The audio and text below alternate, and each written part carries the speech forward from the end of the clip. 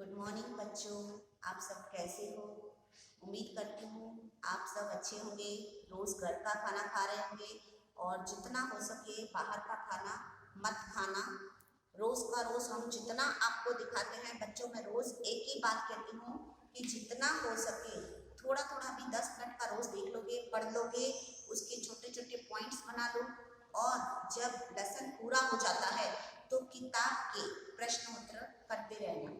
ठीक है बच्चों, तो हमेशा खुश रहने का है और जितना भी आता है पढ़ने का, जो चीज़ समझ में नहीं आती एक दो बार रिवाइंड करके देखने की है। तो कल मैंने आपको बताया था, पोषण के प्रकार बताए थे। ठीक है, तो आपको मैंने जो पोषण का पहला प्रकार बताया था प्राणी संपोषण।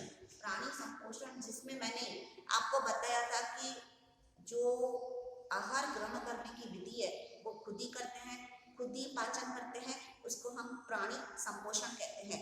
लेकिन ये आहार ग्रहण करने की पद्धति है वो एक कोशीय सजीव और बहुकोशीय सजीव दोनों में अलग अलग होती है।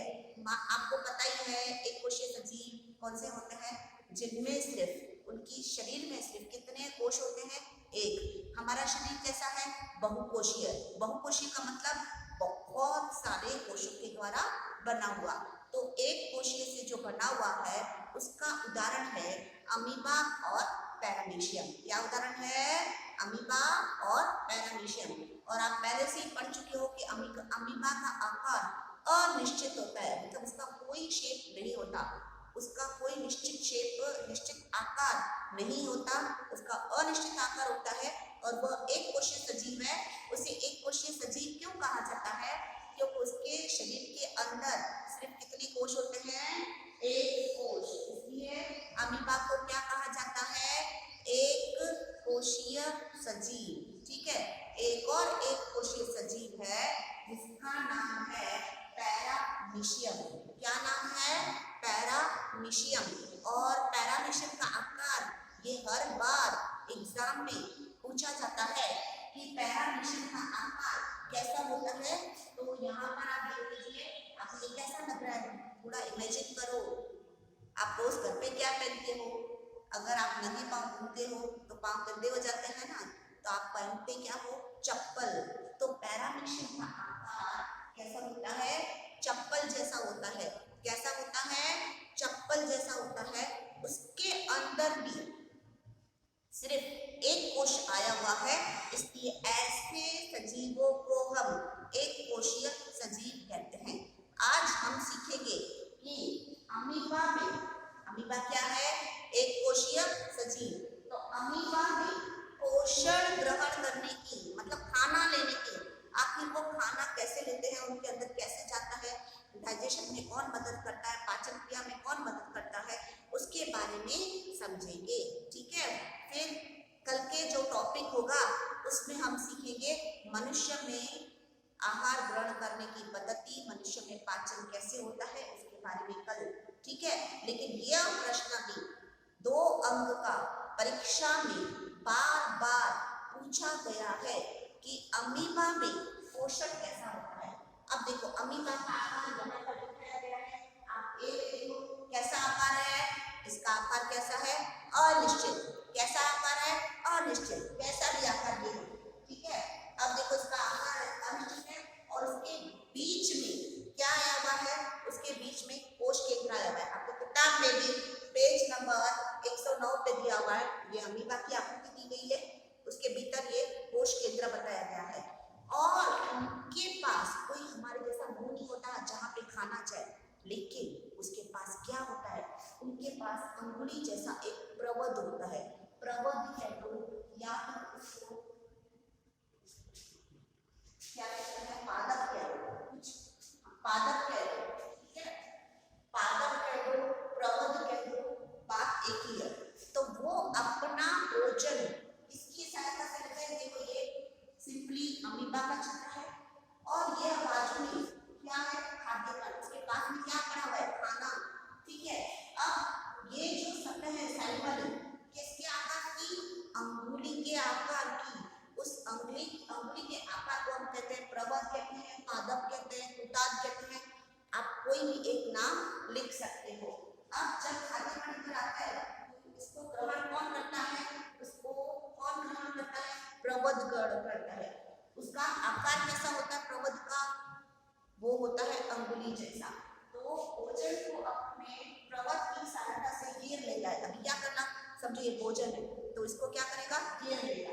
आप यहाँ पर दूसरी नंबर आकृति में देखो, ये समझो ये प्रवध बना हुआ है और ये खाना खाद्य कण, तो उसने क्या कर दिया, इस खाने को घेर लिया। किसको घेर लिया, खाने को। और जिसकी मदद से उसने जो था ये खाद्य कण किसकी मदद से इधर आया अंदर, पादप की मदद से। तो भोजन को अपने पादप की सहायता से घेर लिया। क्या कर लिया, घेर लिया। किसने घेर लिया, पादप ने घेर लिया। और इधर क्या बनी, देखो इधर खाद्य रिक्तता बनती जाती है, यानी वो उसने उसको घेर लिया और खाद्य रिक्तता बन गई। और फिर वो कहाँ जाएगी, अमीबा के भीतर। कहाँ गई, अमीबा के भीतर। खाद्य रिक्तता अभी अंदर गई, अंदर जाकर जो हम खाना खा रहा था, कौन खा रहा था, अमीबा, वह जटिल पदार्थ को किसमें बदलेगा, सरल पदार्थ में। किसमें बदलेगा, जटिल पदार्थ का सरल पदार्थ में क्या होगा, विघटन। तो जो चाहिए वो भोजन ले लेगा और जो भोजन नहीं चाहिए वो उसकी सतह पर क्या होगा, तैरता रहेगा। क्या होगा, तैरता रहेगा। तो बचा हुआ अपोच भोजन कोशिका की सतह पर ही गति करता रहेगा। जो चाहिए वो पच जाएगा, मतलब जटिल पदार्थ का सरल पदार्थ में विघटन होगा। और जो बचा हुआ अनडाइजेस्टेड फूड है, जो अपच फूड है, जो नहीं चाहिए, वह सतह पे तैरता रहेगा और शरीर के हिस्से से बाहर निकलता जाएगा। इस तरह से अमीबा में पोषण ग्रहण करने की पद्धति, पोषण का मतलब खाना, समझ गया, क्योंकि आपको भी अगर खाना नहीं मिलेगा तो मजा आएगा क्या, ठीक है। तो पोषण ग्रहण करने की पद्धति मैंने समझाई। एक बार आपको फिर से समझ लो, ये आपका अमीबा है और इसका आकार अनिश्चित है और इसके भीतर सिर्फ एक कोश केंद्र होता है। एक कोश केंद्र भी कह सकते हैं, मतलब सिर्फ उसकी रचना में एक कोश केंद्र होता है। खाने का बाहर पड़ा है तो अंगुली जैसे प्रवध की रचना होती है। प्रवध का मतलब जहाँ से वो अंदर जा रहा है, खाना ग्रहण कर रहा है, या उसको पादप ही कहते हैं। तो भोजन को अपने पादप की सहायता से क्या करेगा, घेर लेगा। देखो आप इधर देखो, घेर लिया। इसने अब भोजन को क्या कर दिया, अंदर घेर लिया। पहले वो बाहर था पर ये पादप की सहायता से उसने क्या कर दिया, घेर लिया। घेर कर अंदर खाद्य रिक्तता का निर्माण करते हैं और इस खाद्य रिक्तता में जटिल पदार्थ का सरल पदार्थ में विभाजन होता है और लास्ट में जो भोजन नहीं चाहिए, अपच भोजन का निष्कासन होता है। अपच भोजन शरीर से बाहर जाते हैं। तो इस तरह से आज मैंने आपको अमीबा में पोषण कैसे होता है उसके बारे में बताया। ठीक उसी तरह से पैरामीशियम में कोई पादप नहीं होते हैं, कूटात नहीं होते हैं, पर उनके पास छोटी छोटी पूंछ जैसी रचना होती है। बहुत सारे सूक्ष्म पूंछ की रचना होती है और इन्हीं पूंछ की मदद से खाना ग्रहण होता है। जटिल खाने का सरल खाने में रूपांतरण होता है और आखिर में जो अपच भोजन है वो बाहर निकलता है। तो इस तरह से मैंने आज आपको पोषण की विधि एक कोशीय सजीव जैसे अमीबा और पैरामीशियम में समझाई। और मैं आशा करती हूँ कि जितना मैं समझाती हूँ बच्चों बार बार नहीं समझ में आए मुझे फ़ोन करो, मुझसे पूछो और इसको वीडियो को एक दो बार देखो, तब जाकर तुमको आएगा। और जितना मैं शॉर्ट में नोट बना रही हूँ आप वो नोट बनाओगे और अपने आप दिमाग में याद करोगे तो बिल्कुल याद पड़ेगा। बिल्कुल किताब की भाषा में नहीं लिखनी है, आप अपनी मर्जी का लिख सकते हो। ठीक है बच्चों, अपना ख्याल